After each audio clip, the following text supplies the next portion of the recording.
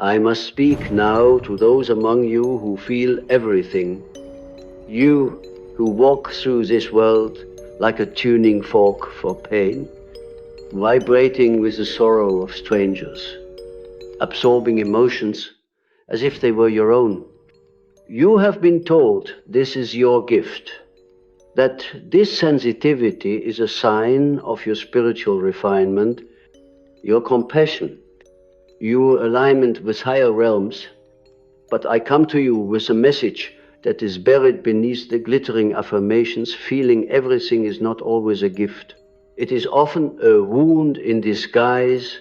The modern world has become enamored with the image of the empath, lifting it as a banner of virtue and transcendence. And while the capacity to feel deeply is indeed a channel to the numinous, it is also a perilous threshold, one that, when unguarded, becomes a corridor for invasion by the unconscious contents of others. You see, the empath does not merely perceive emotion, the empath inhabits it, dissolving the boundary between self and other. In doing so, the ego, the central organizing principle of identity, is breached. The empath begins to lose the thread of their own soul in the labyrinth of collective suffering. What is this archetype of the empath but a modern incarnation of the wounded healer? The Chiron figure, destined to feel the very pain they are called to transmute. But unlike the conscious shaman who journeys with a map, many empaths are thrown into the underworld blind. They carry open doors within them, psychic apertures formed in early childhood when love was contingent or when safety demanded hyper-attunement to the moods of a volatile parent. These patterns of survival become patterns of self-erasure. When you feel everything, you begin to mistake the external for the internal. The projection becomes the prison. You walk into a room and absorb tension, not as an observation, but as a possession. You say, I feel anxious, when what you mean is there is anxiety present. This subtle confusion of boundaries is no small matter. In psychological terms, it is the collapse of the ego's protective membrane, a surrender of psychic sovereignty. And this is where shadow creeps in, not just your own, but the shadow of others, hitching a ride on your empathy like a parasite seeking a host. Empathy without discernment is not compassion. It is compulsion. It is a form of psychic codependency. It is the unconscious attempt to redeem the unredeemed within oneself by taking on the darkness of others. But this is a lie. No amount of emotional absorption can heal the unlived lives of those around you. To do so is to become a vessel for their projections, their disowned rage, their unseen grief, and over time you will begin to mistake these foreign shadows for your own. This is the slow possession of the empathic soul, not by demons, but by unloved energies, unacknowledged truths, unmetabolized pain. Let us remember that the unconscious is not a passive realm. It is active, it seeks expression, it seeks embodiment, and when it finds a person who is psychically porous, one who does not know how to say no, who equates love with merging, it enters like a fog and begins to take shape through moods, thoughts, and even somatic illness. In this way, the empath becomes not a healer, but a vessel of contamination. You must understand the sacred necessity of psychic skin, of interior walls, of holy distance. The absence of these is not enlightenment, it is enmeshment. Many empaths were never taught the language of boundaries. They learned to survive by becoming invisible, by feeling what others refuse to feel, by absorbing pain to preserve connection, and so to feel everything became their strategy for staying safe in a world that felt unsafe. But what begins as survival becomes sacrifice. The child becomes the martyr, and the martyr becomes the walking ghost, present but not whole, feeling everything but knowing nothing of their own essence. To reclaim your soul, you must first reclaim your body. The body is not just flesh and bone, it is the anchor of psyche in the material world. When you are dissociated, when you live in the ethers of others' emotions, you lose access to the deep intelligence of your own somatic truths. Your breath shortens, your belly tightens, your dreams become haunted by strange faces. These are signs. Your body is telling you that it is carrying more than its share. The cure is not to stop feeling, but to differentiate your feeling, to sort the wheat from the chaff, to ask again and again, is this mine? And if not, return it to sender, not in anger, but in sacred reclamation. You are not here to be a dumping ground for collective unconsciousness. You are here to individuate, to become the whole of yourself, not a mirror for other people's unlived wholeness. The empath, when uninitiated, is a mirror, but the initiated empath becomes an alchemist. And what is the task of the alchemist? But to transform lead into gold. But take heed, the lead must be your own. If you attempt to transmute the unresolved shadows of others without first facing your own, you will become entangled in their psychic contracts. This is not healing, it is psychic theft. And it will deplete you, confuse you, and in time, hollow you out. In my work, I have seen this pattern often, particularly in those who carry the archetype of the wounded child, the mystic, the caretaker. They are drawn to pain like moths to flame, not because they are broken, but because they are searching for the lost fragments of themselves in the wounds of others. This is projection. This is the anima or animus reaching out through the other, seeking reunion with the lost self. But you must not confuse resonance with responsibility. Just because you feel someone's pain does not mean you are meant to carry it. Empathy without boundaries becomes a trap. And in that trap, your light becomes food for others' shadow. Let me say that again. Your light becomes food for their shadow. This is the danger I must now name with full force. In the realm of the unconscious, there are patterns, energies, entities, if you will, that feed on light unguarded. The vampire myth is not a myth, it is a psychological reality. The psychic vampire does not bite your neck, they pierce your aura. They flatter, they confide, they pour out their brokenness, and you, blessed empath, receive it all, not realizing that each confession, each lament, each sigh is a straw sunk into your life force. You must learn to close the door. Not all who weep deserve your waters. Not all who suffer seek healing. Some seek only to be witnessed in their pain, to be validated in their inertia, to be nourished by your spark, because they have forgotten their own. This is not compassion. This is consumption.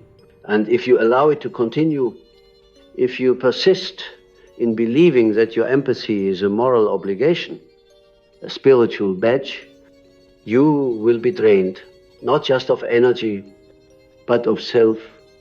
And this is the tragedy of the unaware empath, to lose oneself in the name of love, to sacrifice the self upon the altar of compassion, only to discover that the offering was never received, only consumed. What then is the way forward? You must learn to feel without fusing, to witness without absorbing, to hold space without collapsing into it.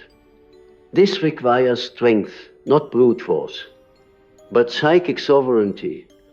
It is a strength forged in the fires of shadow work, in the patient unearthing of your own wounds, your own darkness, your own denied rage and unmet needs. Only then can you sit with the pain of another and know that it is theirs, not yours. Empathy is not a virtue in and of itself. It is a capacity, a potential, but like all potentials, it must be tempered by consciousness. Otherwise, it becomes a vector for possession. And I use this word deliberately, for when you feel everything without discernment, you are no longer you. You are a vessel for the unintegrated contents of the collective unconscious. You become the sponge, the filter, and filters, my friends, must be cleaned or replaced. Otherwise, they poison what they touch. In the next part of our gathering, I will speak of the deeper mysteries of the empath's journey through the shadow. The necessity of withdrawal, the power of solitude, and the sacred return to the self. For now, let this truth resound in the chambers of your heart. Feeling everything is not a gift. It is an invitation, an initiation, and if you do not accept it consciously, it will devour you unconsciously. And so we must confront the truth, an unwelcome truth for the wounded empath, that to feel everything is not necessarily a mark of divine sensitivity, but often the unresolved bleeding of one's own unconscious made porous. The unconscious, when undifferentiated and unacknowledged, becomes like an open wound in the psyche. It bleeds into every interaction, into every dream, and every glance exchanged on a crowded street. The empath becomes a walking vessel of absorption, but not discernment. I have seen many such souls in my lifetime, fragile figures cloaked in warmth, yet entangled in invisible threads of sorrow that do not belong to them. And when they come to me, they say, I feel too much. I cannot turn it off. I think I'm gifted. But I look into their eyes and see not the fire of the oracle, but the exhaustion of the abandoned child, who long ago learned to read the mood of the room in order to survive. This is the original archetype they must face, the child wounded by chaos. It is not clairvoyance, it is hypervigilance, it is not a spiritual antenna, it is a trauma that has grown sophisticated. If you have found yourself always carrying the burdens of others, ask yourself, were you first trained to do so by necessity? Was your nervous system forged in an atmosphere where to feel for others was the only way to avoid being consumed by them? These questions are not accusations. They are invitations, doors into the labyrinth of the self. And to enter that labyrinth, you must pass through the gateway of shadow. The empath who refuses to explore their own shadow will always confuse compassion with fusion. They will not know where they end, and another begins. This is a kind of possession, an energetic occupation where the soul of the empath becomes an unguarded sanctuary for projections, curses, and invisible contracts. When we do not know our own darkness, we become a magnet for those who will unconsciously ask us to carry theirs. And so we attract the narcissist not because we are cursed, but because we are incomplete. Yes, the narcissist, the charismatic enchanter, the wounded tyrant, the fractured god. You see, empaths and narcissists orbit each other with uncanny gravitational pull. It is not a simple dynamic of good and evil, but a deeply symbolic entanglement of archetypes, the martyr and the false king, the mirror and the mask. Both are hiding from their own reflection. One has escaped into feeling everything, the other into feeling nothing, and together they perform the ancient dance of unconscious union. You must understand this. The narcissist does not merely seek supply, they seek sanctuary. They feed on your light, not out of malice alone, but because your light awakens what they have buried. They despise and crave you in equal measure. To be near you is to risk the emergence of their true self, the one they have locked in the dungeon of repression. And so, to keep you close, they must keep you confused. They must distort your mirror. This is the psychological warfare of the archetypal vampire, not the sucking of blood, but the siphoning of psychic clarity. The empath, lacking in the boundaries, becomes the perfect host. They confuse the hunger of the narcissist with the call of the wounded. They believe love can save, that sacrifice can purify, but this is not redemption. This is repetition, repeating the original wound with a new face. And here lies the tragedy. The empath becomes addicted to being needed, because in their own childhood, love was transactional. Feel for others, and you survive. Ignore yourself, and you are safe. And now, decades later, they wonder why love feels like spiritual erosion. But, my dear listeners, this is not destiny. This is a dream you must wake from. And like all dreams, it holds symbols, riddles, and doors. Do not run from your ability to feel. Transform it. Alchemize it. Temper it with the fire of awareness. For feeling without awareness is chaos. But feeling with consciousness is prophecy. The work begins not with protecting yourself from others, but with recovering the parts of you that gave them access. Where did you first learn to abandon yourself? What silence did you fill with the sorrows of others? What archetypes have been animating your empathy?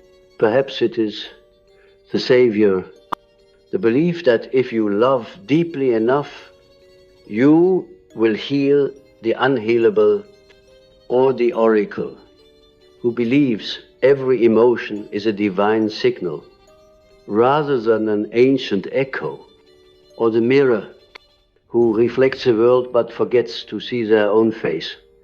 These archetypes are not your enemies.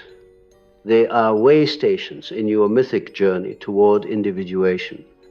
But they are not the destination. You must move beyond them into the sanctum of the true self. This is the task of the modern mystic, not to deny their empathy, but to refine it, to shape it into a chalice that receives only what it chooses, rather than a broken bowl that leaks with every storm. You are not here to feel everything. You are here to feel what is true and to know what is not yours. The rest is noise. interference, psychic, static, from the collective unconscious. Ah, yes, the collective, it too plays a role in your burden. We live in a time of mass projection, of emotional outsourcing. People no longer face their pain, they transmit it, and the empath, being open, becomes the receiver of these transmissions, filters. This is why you must create inner filters, not walls, abus discernement, not defense, but boundaries made of clarity, for without this, you will be devoured by a world that mistakes sensitivity for servitude. I do not say this to frighten you, but to awaken you. You are not meant to be a sponge. You are meant to be a flame. And flames do not absorb. They illuminate. They transmute. They burn away what no longer serves the soul. But to do this, you must be rooted in your own truth, not in the feelings of others. It is time to reclaim your inner sanctum, to call back the fragments you gave away in the name of love, to cleanse your empathy of martyrdom, to see that the gift you were given was not the ability to feel everything, but the call to feel precisely and to know deeply. That knowing is your gift. That knowing is your sword. And with that sword, we shall go deeper still. For beneath the empath and the narcissist lies a deeper mystery, a shared origin, a broken temple. And to heal it, we must descend even further into the dreams, the myth, and the secret contracts forged long before this lifetime. But for now, take this breath and remember, your light is not for feeding, it is for freeing. But the tragedy of the empath is this: they wander into the world with their inner doors wide open, with no filter, no guardian at the gate. They believe they are helping by taking in every emotional current, thinking that the more they feel, the more human they are. They confuse emotional permeability with virtue. They do not yet see that empathy without structure is not love, it is surrender to chaos.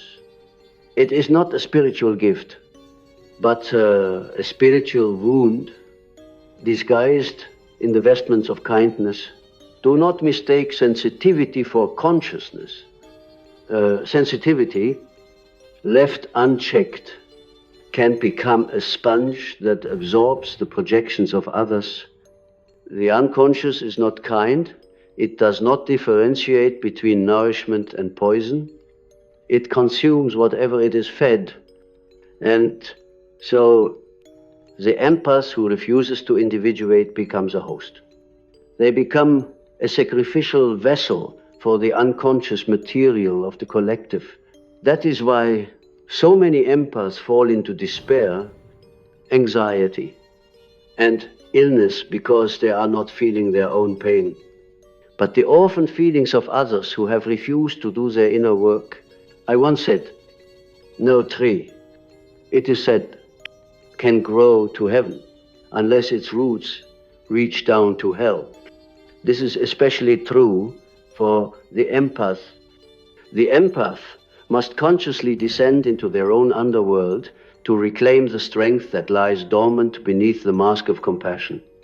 For feeling everything is not the gift. Discerning what is yours and what is not, that is the alchemical gold. You see, many empaths are children who were made to parent their parents. They grew up attuned to the emotional storms of others because their survival depended on it. They were punished for expressing their own needs, so they became skilled in reading others' moods, in anticipating collapse, in preventing eruption. This survival strategy became mistaken for spirituality. But what is unconscious adaptation in childhood becomes a prison in adulthood. The empath must face their inner child not as a victim, but as an orphan who learned to survive in a house of mirrors. They must ask, when I feel others' emotions, am I truly connected, or am I trying to prevent abandonment?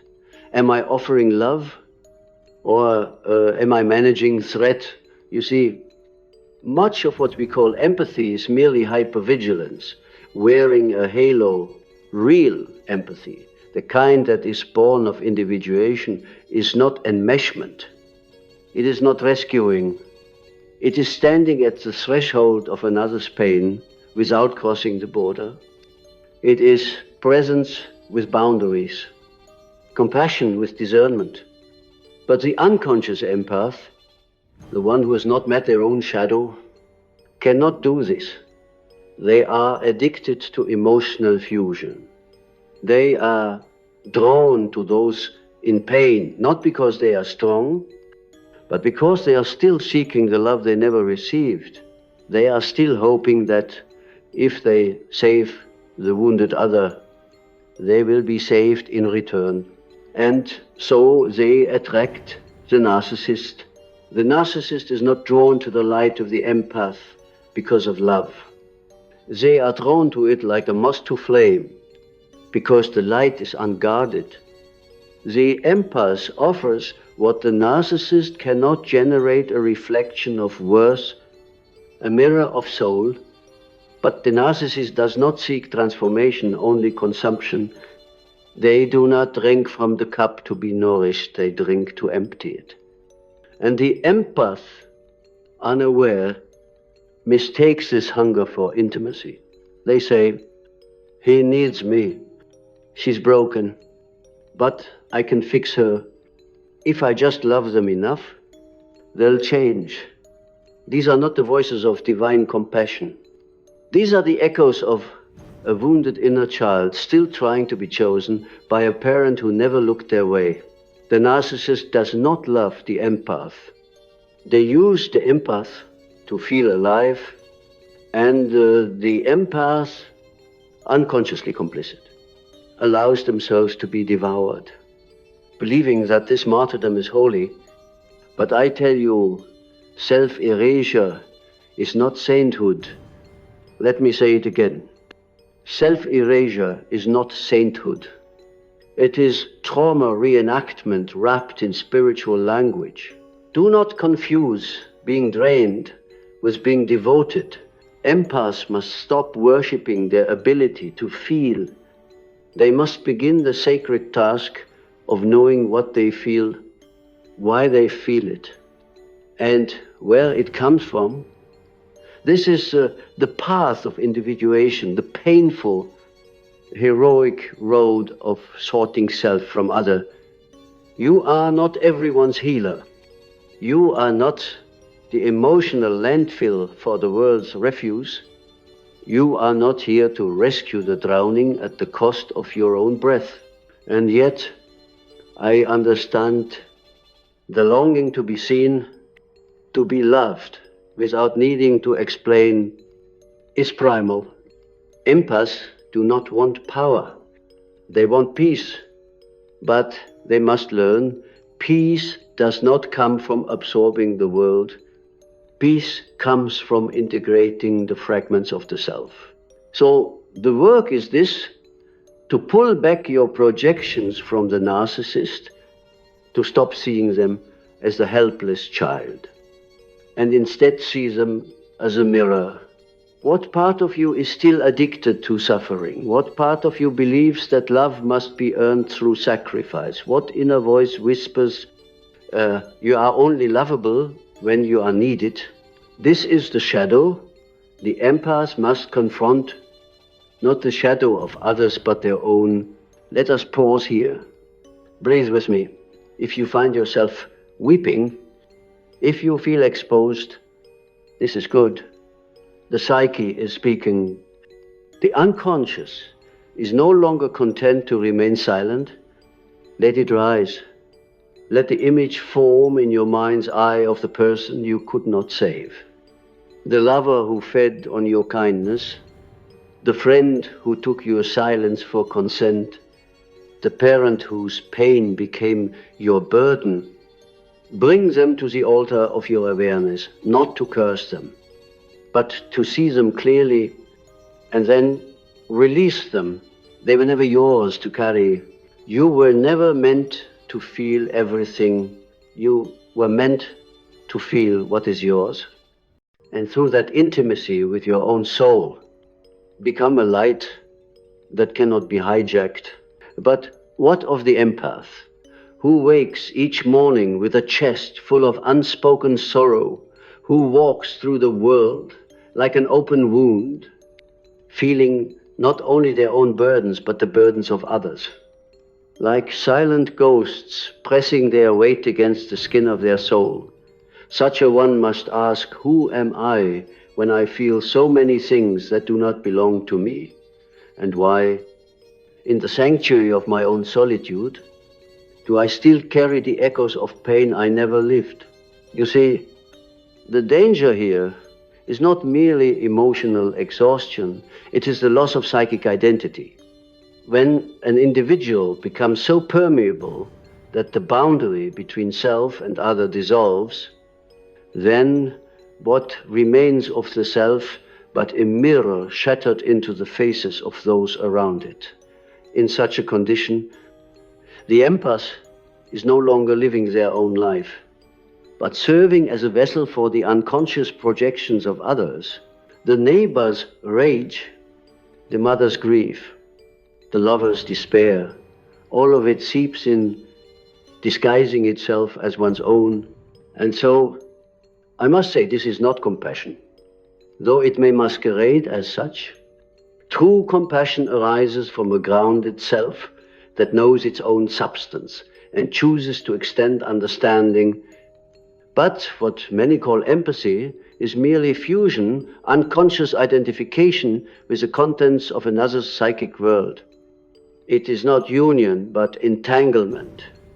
The difference is subtle but profound.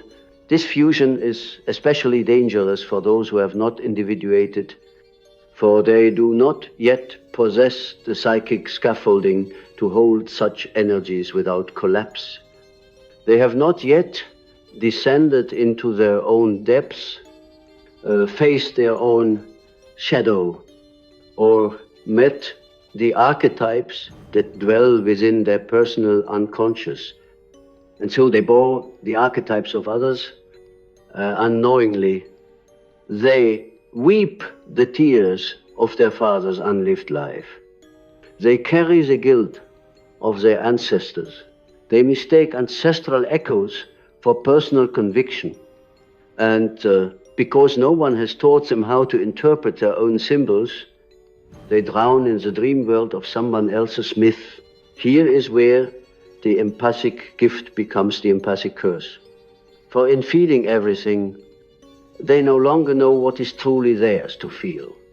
Their joy is confused with borrowed bliss. Their sorrow echoes with the tones of long-forgotten trauma, not even their own. They become an echo chamber for the collective unconscious, amplifying what has been unacknowledged by society, by their family line, by generations of psychic avoidance. This is why I say that to feel everything is not a gift. It is a dangerous overextension of the psychic boundaries which are meant to protect and define the self. It is the erosion of the psychic immune system. The porous soul, like an unguarded dreamscape, is vulnerable to every wandering spirit, every ancestral pain, every projection hurled from the unconscious of the world. And it is no wonder that so many empaths are chronically fatigued, ill, or despairing. For if the soul is always open and bleeding, if the gates are always unbarred, how can the castle stand the ego, meant to serve as a container and interpreter of psychic content becomes overwhelmed. The unconscious begins to spill into daily life. Nightmares surface. Physical symptoms arise with no medical origin. Synchronicities grow intense, even frightening, and in these symptoms we see the cry of the self-return to me. Remember who you are. The path forward is not to shut the gift away, but to transform it. The empath must learn to discern, not to reject feeling, but to understand it. Is this mine, or does it belong to another? Does this pain reflect my wound, or am I merely resonating with a pain I have not yet explored? These are the questions that return us to the self, and let us not forget the role of the shadow here. For many empaths, their hypersensitivity is in part a compensation, a way to avoid looking inward. By focusing endlessly on the pain of others, they bypass the confrontation with their own inner darkness. They become healers of others, but exiles from their own wounds. And so the shadow grows. It watches silent, waiting, knowing that one day it will be heard. When the empath finally turns inward, when they dare to walk into their own forgotten valleys, they begin to distinguish between their soul and the souls that pass through them. They begin to set boundaries, not out of selfishness, but out of sacred preservation. They stop performing emotional labor for those unwilling to face their own psychic content. They refuse to be used as psychic storage units for collective repression. And yes, many will resist this change. The world has grown quite accustomed to feeding on the light of the empath. It will not give up its meal so easily. The narcissist, the manipulator, even the spiritually unconscious friend may cry betrayal. But this is not betrayal, it is rebirth. It is the necessary rupture that precedes psychic sovereignty. The empath must understand that the light they carry is not for the consumption of all. Not every wounded soul has the right to enter the sanctuary of your essence. There must be gates. There must be discernment. Even the sun does not pour itself into every cave. It chooses when and where to shine, guided by the rhythm of the cosmos.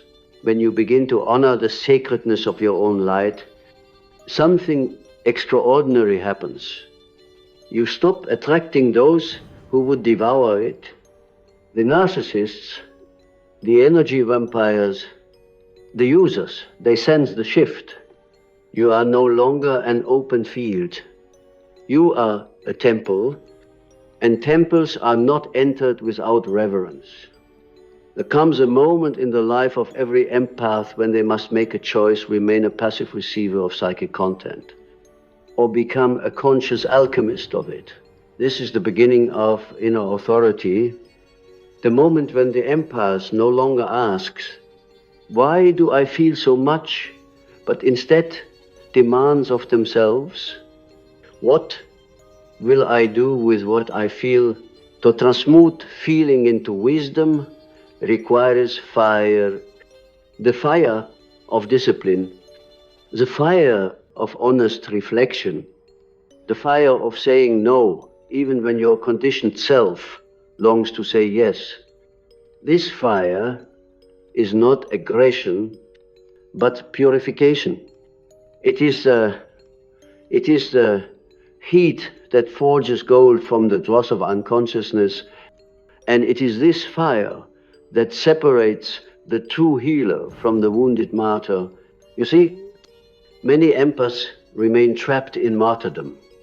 They believe their suffering is proof of their goodness, that if they suffer deeply, if they bleed emotionally for others, they are somehow worthy of love. But this belief is not divine. It is a trauma contract inherited from a family, a culture, a religion that glorified suffering without transformation. Real suffering is not meant to break you, it is meant to awaken you. So I ask you now, is your empathy leading you toward awakening, or deeper entanglement? If your empathy leaves you depleted, bitter, confused, then it is not empathy. It is over-identification. It is psychic codependence. It is a refusal to claim your own soul path because you are too busy navigating the pain maps of others. This is not virtue. This is avoidance dressed in the costume of kindness. True empathy does not absorb. It witnesses. It holds space. It remains rooted in the self while reaching towards the other. And this requires an inner architecture that few are taught to build. For modern culture has no ritual for the emergence of the empathic soul. It offers no initiation for those who feel deeply, and so many wander the world wide open, never taught how to shield, how to release, how to transcend through feeling rather than be consumed by it. But the archetypes do offer such teachings. If one dares to enter their domain, there is the warrior who teaches the empath to protect what is sacred, to say no without guilt, to stand firm when manipulation whispers seductively, but I need you. There is the magician who teaches the alchemical art of transforming grief into grace, pain into insight. There is the lover, whose sacred energy must be directed not only outward, but inward, toward the reclamation of one's own worth. And there is the king or queen, the sovereign archetype, who presides over the inner kingdom with clarity, order, and compassion, without compromise. When the empath begins to work with these archetypes, something changes. They begin to retrieve the fragments of themselves, lost in old emotional bargains. They call back their power from every room where they cried so someone else could feel safe. They burn the scripts that said, you must heal them to be loved.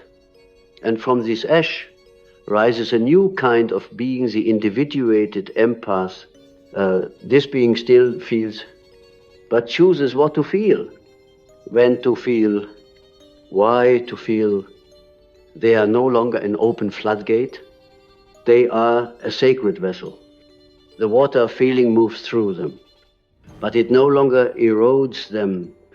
It nourishes, it reveals, it strengthens, and in this strength, they become dangerous to the unconscious. Because one who feels deeply and knows themselves fully is a threat to every system that relies on unconscious submission. They cannot be manipulated. They cannot be shamed. They do not collapse when others project rage, guilt, or sadness. Instead, they see, they reflect, and they choose their response with sacred deliberation. To reach this place is not easy. It is not comfortable. You will be misunderstood.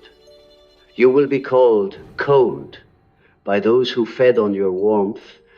You will be called selfish by those who benefited from your lack of self.